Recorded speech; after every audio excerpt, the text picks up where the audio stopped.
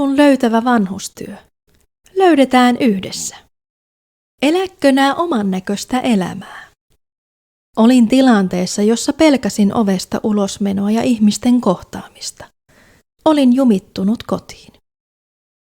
Oulun löytävä vanhustyö pyrkii tavoittamaan tuen tarpeessa olevia kotona asuvia, yli 65-vuotiaita oululaisia, jotka kokevat yksinäisyyttä tai ovat muutoin haastavassa elämäntilanteessa.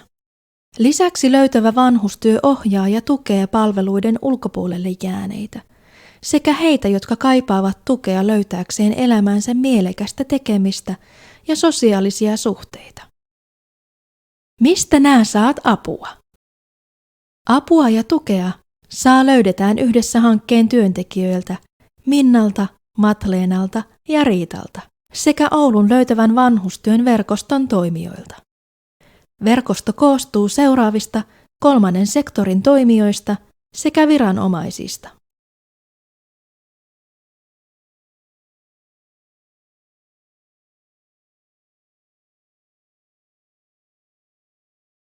Oulun löytävä vanhustyö tukee ja ohjaa ikääntyneitä heidän tarvitsemiensa, erityisesti kolmannen sektorin ja verkostonsa tarjoamien palvelujen ja toimintojen pariin. Löytävän vanhustyön verkosto tekee tiivistä yhteistyötä edistääkseen ikääntyneiden osallisuutta, toimijuutta sekä yhteisöllisyyden kokemusta. Lähetkö nää meidän völjyy?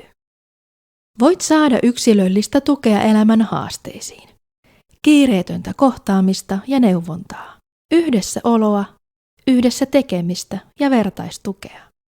Apua myös kotiin, keikka-apua ja vapaaehtoistehtäviä. Kun sain löytävän vanhustyön tuekseni, niin pikkuhiljaa uskaltauduin lähtemään tapaamisiin. Alussa lähteminen oli tosi haastavaa, mutta sitten aloin odottaa niitä päiviä, jolloin oli sovittua menoa ja nauttimaan niistä.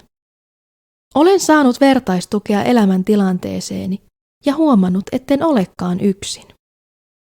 Kysypä rohkeasti lisää. Oulun löytävä vanhustyö. Välitämme yhdessä oululaisista ikäihmisistä.